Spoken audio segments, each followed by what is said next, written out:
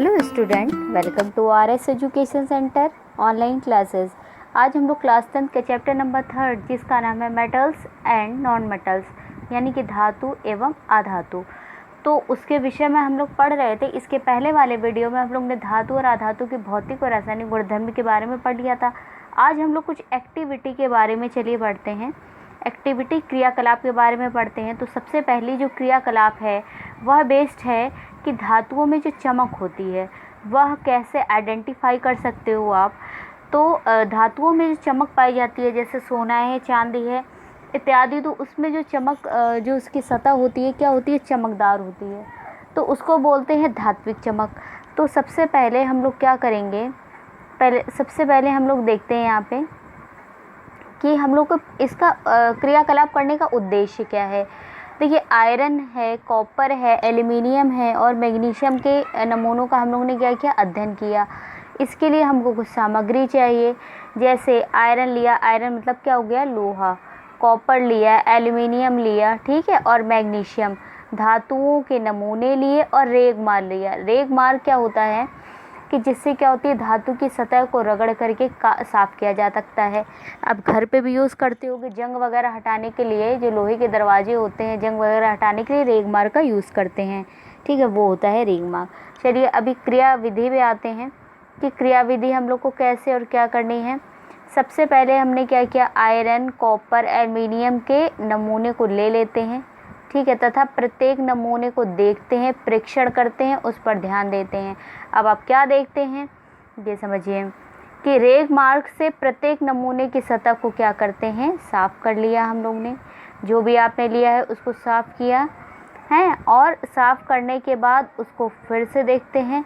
तो आप परीक्षण क्या पाते हैं, क्या है इसका, आयरन जो है यानी कि लोहा है वो स्लेटी रंग का हो जाता है, कॉपर लाल और भूरे रंग में आपको दिखाई पड़ता है, मैग्नीशियम को सफ़ेद तथा एल्युमिनियम सफ़ेद रंग का दिखाई देता है।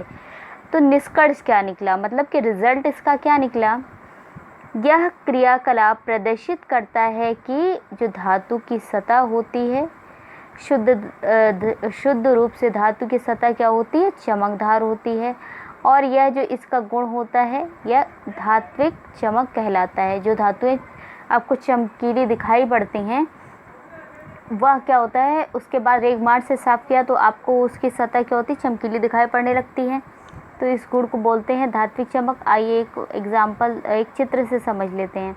जैसे ये जंग लगा हुई, ये जो आपको दिख रही है जंजीर, ये लोहे की जंजीर है यानी कि आयरन की, इस पे जंग लगी हुई है, ठीक है।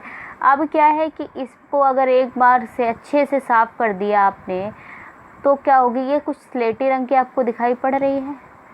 तो इसके इसी चमक को जब इसको ये साफ़ हो गई तो आपको इसकी सतह क्या हुई, चमकीली चमकदार दिखाई पड़ रही है। तो इसी को बोलेंगे क्या है, इसकी धात्विक चमक। धात्विक का मतलब हो गया धातु की चमक, ठीक है। जैसे क्या आपने घर में देखा होगा कि आप कुछ गोल्ड का या कुछ चांदी का, मतलब कि सिल्वर का है, गोल्ड का है, कुछ धातु के आभूषण वगैरह पहने रहते हैं, उसको साफ़ कर दिया जाता है अच्छे से, तो क्या होता है कि उसकी सतह क्या होती है, चमकदार दिखाई पड़ने लगती है, ठीक है। हर एक धातु को रेगमार से नहीं साफ़ किया जा सकता, इस चीज़ का भी आपको ध्यान रखना है। नेक्स्ट हमारी क्रियाकलाप बेस्ड है वह है कठोरता की। धातुएं देखिए कैसे आप पहचानेंगे कि धातु की, ये जो नेक्स्ट है क्रियाकलाप ये धातु की कठोरता पे है कि सामान्यतः क्या होती हैं, धातुएं क्या होती हैं, कठोर होती हैं। तो चलिए अपनी एक्टिविटी पे चलते हैं। नेक्स्ट एक्टिविटी है हमारी, धातुओं की कठोरता का हमको क्या करना है, अध्ययन करना है, ठीक। उद्देश्य क्या है, सामग्री क्या है, हम लोग लेंगे आयरन लेंगे यानी लोहा लेंगे, कॉपर लेंगे, आदि धातु के कुछ हम लोग ने नमूने कलेक्ट कर लिए, चाकू लिया और फिल्टर पेपर ले लिया। अच्छा, अब क्या है, हम लोग क्रिया विधि पे आते हैं कि हम लोग को क्या करना है। क्रिया विधि में आयरन, कॉपर, एल्युमिनियम, मैग्नीशियम के टुकड़ों क्या करते हैं कि छोटे टुकड़े लेते हैं, ठीक है। अब हम लोगों ने क्या किया, इसके टुकड़े ले लिए और इन धातुओं को तेज धार वाले चाकू से सावधानीपूर्वक काटने का प्रयास करते हैं, और जब काटते हैं तो उसका प्रेक्षण नोट भी करते हैं कि क्या हो रहा है, ठीक।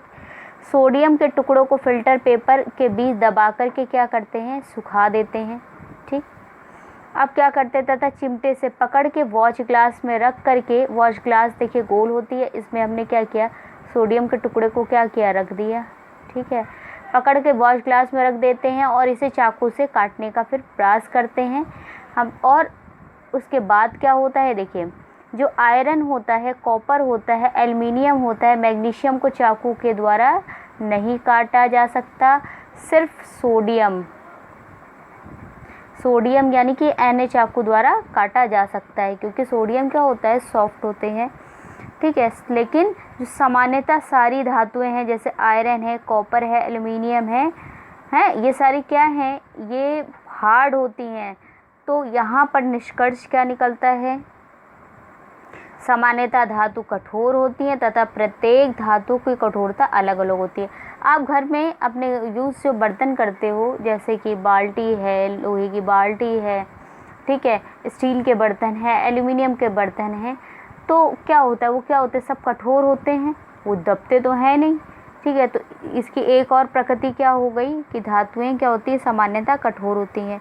चलिए एक इस चित्र से भी देख लेते हैं। जैसे यहाँ पर क्या है, ये लोहे की क्या है, सरिया है।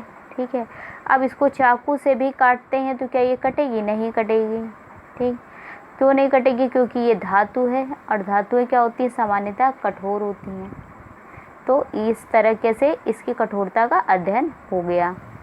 नेक्स्ट क्रियाकलाप पे हम चलते हैं। देखिए एक गुणधर्म क्या होता है कि धातुएं क्या होती हैं, विद्युत और ऊष्मा की सुचालक होती हैं। ठीक है, तो हम लोग को वही इस एक्टिविटी में पढ़ना है। पढ़ना क्या है ये समझ लीजिए।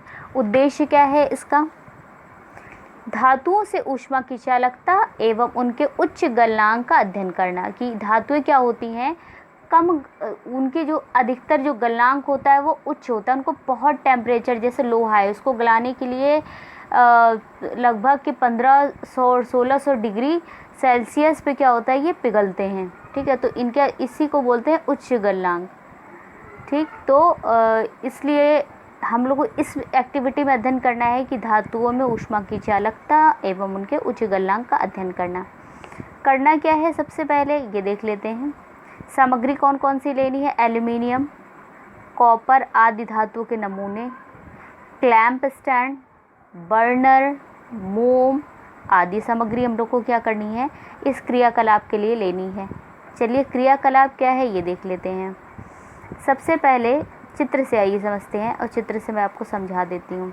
ठीक है, इसमें क्या करते हैं कि एल्युमिनियम या क्या करते हैं, कॉपर का तार लेते हैं और क्लैंप की सहायता से इस तार को स्टैंड से बांध देते हैं।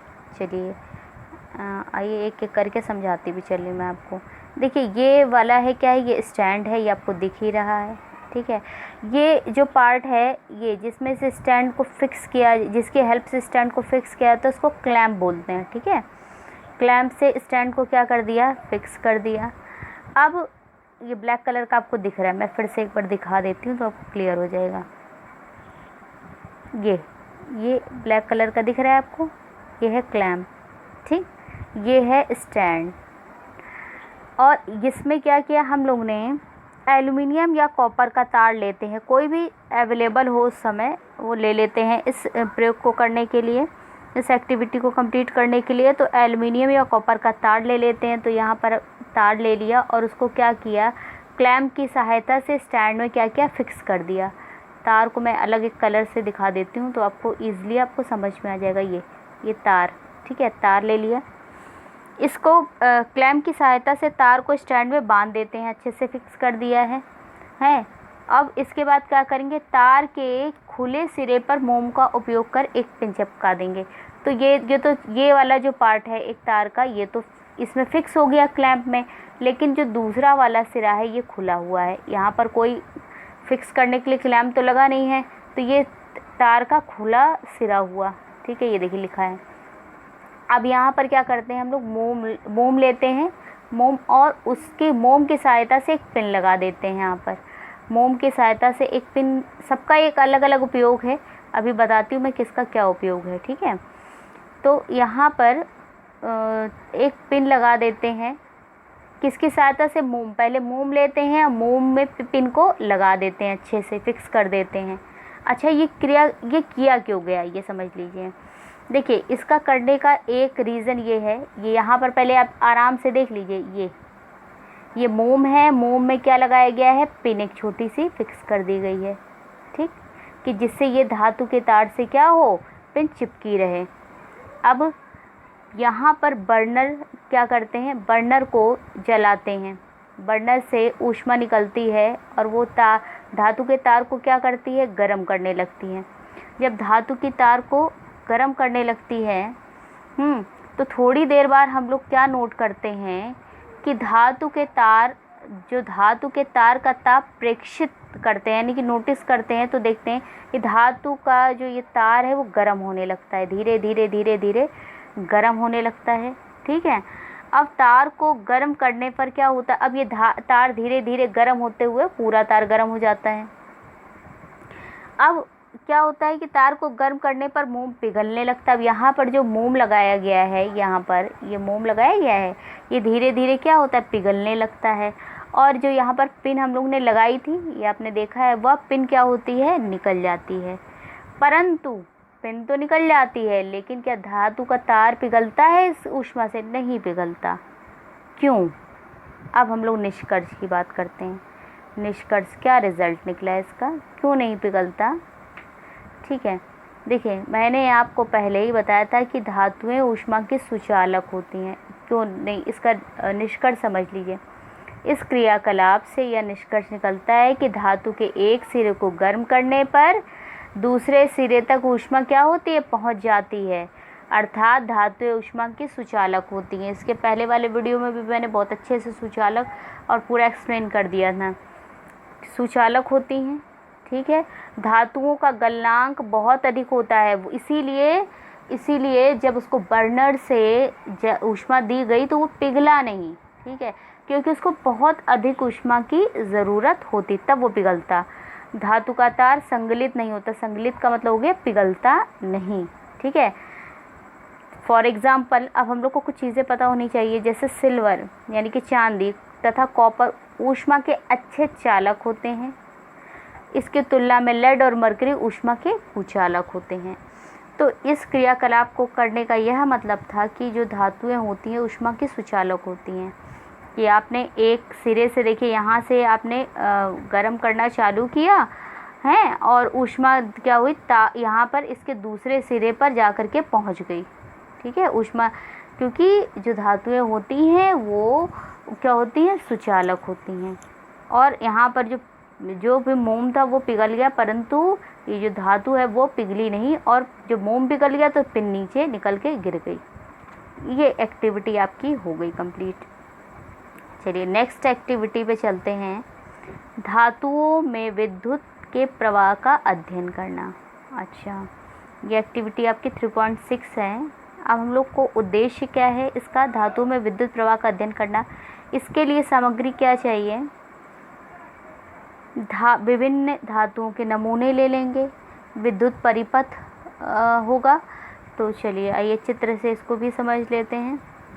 चलिए, यहाँ पर क्या करते हैं हम लोग? एक बैटरी लेते हैं इस क्रियाकलाप को करने के लिए कि धातुओं में विद्युत का प्रवाह होता है, उसका हम लोग को अध्ययन करना है। इसके लिए हम लोग ने बैटरी ले ली, चित्र में आप देख ही रहे हैं, ठीक है, ये बैटरी है आपकी। अब इसमें क्या किया? इसमें तार को दोनों सिरों पर इसके तार लगा दिया, बैटरी को तार से जोड़ दिया, ठीक है, ये स्विच है। और यहाँ पर क्या किया? क्लिप लगा दिया दोनों सिरों पर। अब क्या करते हैं? हम लोग ने क्या किया? एक तरह का विद्युत परिपथ तैयार कर लिया है। बैटरी ली, उसमें से जो विद्युत तार है उसको दोनों तरफ से क्या किया? जोड़ दिया और इसमें क्लिप लगा दी।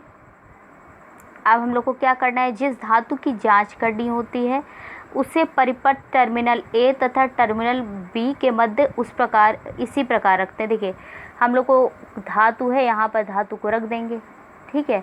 टर्मिनल ए ये है और टर्मिनल बी ये है। ये पॉइंट टर्मिनल ए है, ये पॉइंट टर्मिनल बी है। मैं फिर से एक बार दिखा देती हूँ आपको, क्लियर। ये टर्मिनल ए है, ये टर्मिनल बी है। अब क्या करना है कि जिस धातु की जांच करनी होती है उसे परिपथ में टर्मिनल ए तथा टर्मिनल बी के मध्य रख देते हैं। अब क्या करते हैं, जब यहाँ पर धातु रख देते हैं तो विद्युत का क्या होता है, प्रवाह चालू हो जाता है। विद्युत का प्रवाह चालू हो जाता है तो विद्युत का प्रवाह होता कैसे है? देखो, विद्युत के प्रवाह का यही मतलब हुआ कि मुक्त इलेक्ट्रॉन के प्रवाह को ही धारा या करंट कहते हैं। अब क्या हुआ, यहाँ से जो विद्युत क्या हुई, प्रवाहित होने लगी और यहाँ से होते हुए क्या हुई, ये बल्ब यहाँ पर पहुँची, जिससे क्या होता है कि बल्ब जल उठता है। तो अब हम लोग को क्या करना है, बल्ब का जलना प्रेक्षित करते हैं। अब देखते हैं कि बल्ब जलता है कि नहीं जलता है। ठीक है, यहाँ पर धातु रख दी। धातु क्या होती है, धातुओं में विद्युत का प्रवाह होता है तो ये बल्ब क्या होता है, जलने लगता है। अब बल्ब जलता है तो इस क्रियाकलाप से यह निष्कर्ष निकलता है कि धातुएं विद्युत की चालक होती हैं। जैसे कि हम लोग ने घर पर जो तार होते हैं, हमारे घरों में बिजली के जो पहुंचती है, उस पर आपने जैसे देखा होगा कि रबड़ जैसी सामग्री की परत चढ़ी होती है। यह रबड़ पॉली विनाइल क्लोराइड पीवीसी रसायन की क्या होती है, बनी होती है। इसे तार पर इसलिए चढ़ाते हैं ताकि हमारे द्वारा उसे छूने पर विद्युत का झटका ना लगे, क्योंकि यह रबड़ विद्युत की चालक नहीं होती है। ठीक है, तो यह हम लोग ने प्रयोग इसलिए किया कि हम लोग को यह पता चले कि धातुओं में विद्युत का प्रवाह होता है। देखिए, बैटरी यहाँ से विद्युत धारा प्रवाहित हो रही होते हुए यहाँ पर पहुँच रही है। ठीक है, जिससे बल्ब क्या हो रहा है, जल रहा है। तो इस क्रियाकलाप से यह निष्कर्ष निकलता है कि धातुएं विद्युत की चालक होती हैं। नेक्स्ट वीडियो में हम लोग और एक्टिविटी के साथ मिलते हैं। तब तक के लिए थैंक यू।